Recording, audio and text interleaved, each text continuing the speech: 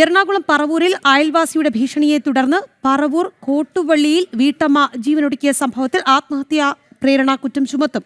വീട്ടമ്മയെ ഭീഷണിപ്പെടുത്തിയ സ്വകാര്യ പണമിടപാടുകാരി ബിന്ദുവിനും ഭർത്താവ് പ്രദീപ് കുമാറിനുമെതിരെയാണ് ആത്മഹത്യാ പ്രേരണ കുറ്റം ചുമത്തുക. മരിച്ച ആശയുടെ ആത്മഹത്യാ കുറിപ്പിന്റെ അടിസ്ഥാനത്തിലാണ് നടപടിയെന്ന് പോലീസ്. ബിന്ദുവിനെയും പ്രദീപ് കുമാറിനെയും ഇന്നലെ മുതൽ കണ്ടെത്താൻ സാധിച്ചിട്ടുമില്ല. വിവരങ്ങളുമായി രേഷ്മ ബാബു ഉണ്ട്.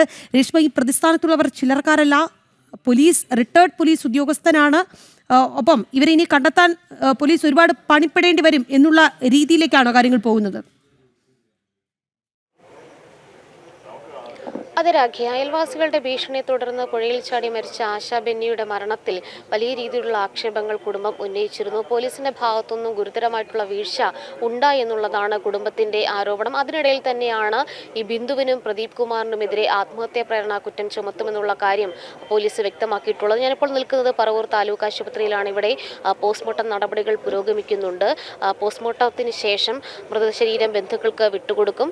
നേരെ കോട്ടുവള്ളിയിലെ വീട്ടിലേക്ക് കൊണ്ടുപോകും. അവിടെ കുറച്ച് സമയം ബന്ധുക്കൾക്ക് ആദരാഞ്ജലികൾ അർപ്പിക്കാനായിട്ടുള്ള ക്രമീകരണങ്ങൾ ഒരുക്കിയിട്ടുണ്ട്. പിന്നീട് കൊട്ടുവള്ളിയിലെ പള്ളിയിൽ തന്നെയാണ് സംസ്കാര ചടങ്ങുകൾ നിശ്ചയിച്ചിട്ടുള്ളത്. വൈകുന്നേരമാണ് സംസ്കാരം നടക്കുക.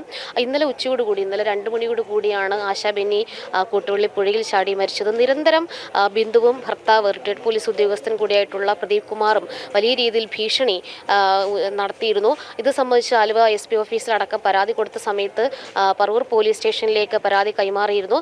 അതിനിടയിൽ ഈ പരാതി കൊടുക്കാൻ പോയ സമയത്ത് കൂടി വലിയ രീതിയിലുള്ള ഭീഷണി ആ സ്റ്റേഷന്റെ മുന്നിൽ നിന്നും പ്രദീപ് കുമാർ അതോടൊപ്പം തന്നെ ബിന്ദുവും നടത്തിയിരുന്നു. അതിന്റെ ദൃശ്യങ്ങളടക്കം നമ്മൾ നേരത്തെ പുറത്തുവിട്ടതാണ്. ഇതിനിടയിൽ വീട്ടിൽ എത്തിയതിനു ശേഷവും സംഭവത്തിൽ ആത്മഹത്യാ പ്രേരണ കുറ്റം ചുമത്തും. വീട്ടമ്മയെ ഭീഷണിപ്പെടുത്തിയ സ്വകാര്യ പണമിടപാടുകാരി ബിന്ദുവിനും ഭർത്താവ് പ്രദീപ് കുമാറിനുമെതിരെയാണ് ആത്മഹത്യാ പ്രേരണ കുറ്റം ചുമത്തുക. കൊച്ചിയിൽ നിന്ന് വിശദാംശങ്ങൾ നൽകിയത് രേഷ്മ ബാബുവാണ്.